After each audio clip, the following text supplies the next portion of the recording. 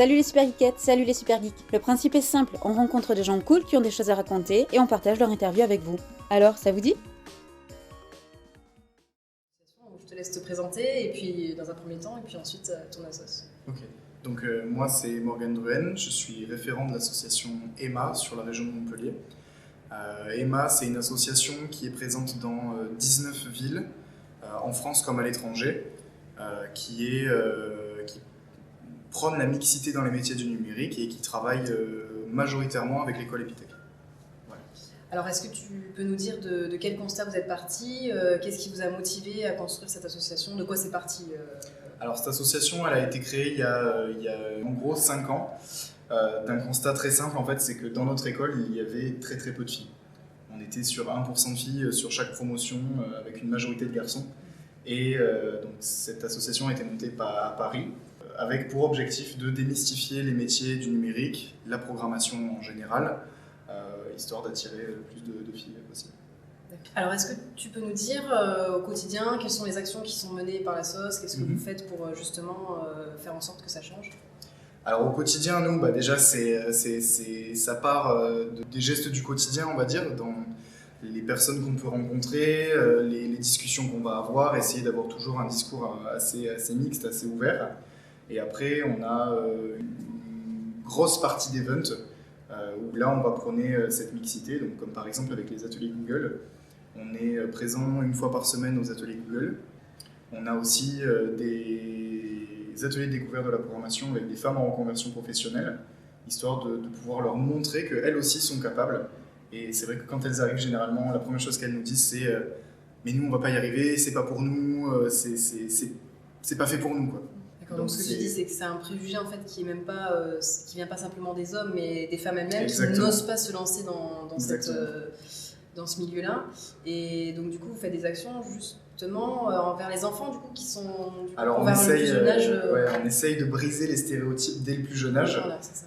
Parce qu'on se rend compte qu'en fait les stéréotypes viennent généralement de l'entourage, de la famille, et de par ces actions, on arrive à en casser quelques-uns.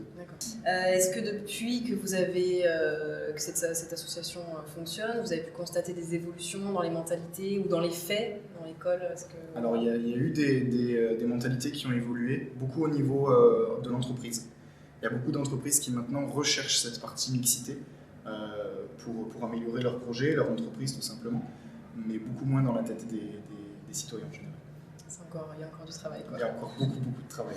Est-ce que du coup, lors de ces actions que vous menez, de cette démarche, vous avez rencontré des freins, des choses qui vous ont freiné, ou alors au contraire, des choses qui vous ont aidé, poussé, donné envie de continuer On a toujours ce frein dans la tête des gens certaines personnes qui ne comprennent pas pourquoi l'action est menée, en fait, qui ne voient pas la nécessité en fait, d'avoir une mixité. Et ça, c'est le plus gros frein, en fait, d'expliquer aux gens pourquoi il y a un besoin de mixité et qu'est-ce que ça apporte.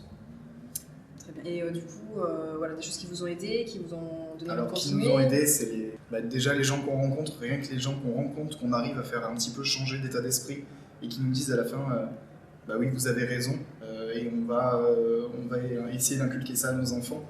Rien que ça, déjà, c'est une grosse satisfaction. Et après, on a l'appui de beaucoup d'entreprises qui ont compris que c'était un enjeu global et qui nous aident aussi pour nos actions financièrement, pour la communication, etc. Là, tout récemment, il y a eu la féminisation des noms des métiers. Oui. Alors, comment ça se passe du côté du digital ? Est-ce qu'il y a eu une évolution aussi ? Comment vous faites, vous, pour promouvoir ces métiers-là auprès des femmes ? La féminisation des métiers, moi, personnellement, je n'avais pas compris qu'elles n'aient pas été faites plus tôt. Oui. Ça, ce sont des choses qui arrivent, mais bon. Non, c'est extrêmement bien qu'il y ait eu cette féminisation des métiers, des noms des métiers, rien que dans le sens où on peut dire à une jeune fille, plus tard tu seras développeuse. Ça a un impact énorme en fait, rien que sur la manière de le dire. Tu peux être développeuse, tu peux être chef au féminin de projet, c'est quelque chose c'est un grand pas, oui. Ok, dernière question alors, du coup, si tu avais une baguette magique, tu t'en servirais ? Déjà pour faire en sorte que tout soit mixte. Non, faut une sacrée baguette magique. Ce serait déjà avoir que cette partie de mixité, d'égalité soit beaucoup plus enseignée à l'école. qu'il y ait toute une formation déjà au niveau des profs, parce que beaucoup de profs ont beaucoup de préjugés et font passer des préjugés à leur classe. Et je pense qu'il serait vraiment nécessaire d'avoir cette partie de cours de mixité, on pourrait dire, sur les classes. Eh bien, merci beaucoup de ton intervention. Donc voilà, j'espère que tu as pu dire ce que tu voulais dire. Voilà. Et on est très content de t'avoir eu avec nous, d'avoir toutes ces infos. Merci beaucoup. Merci à vous.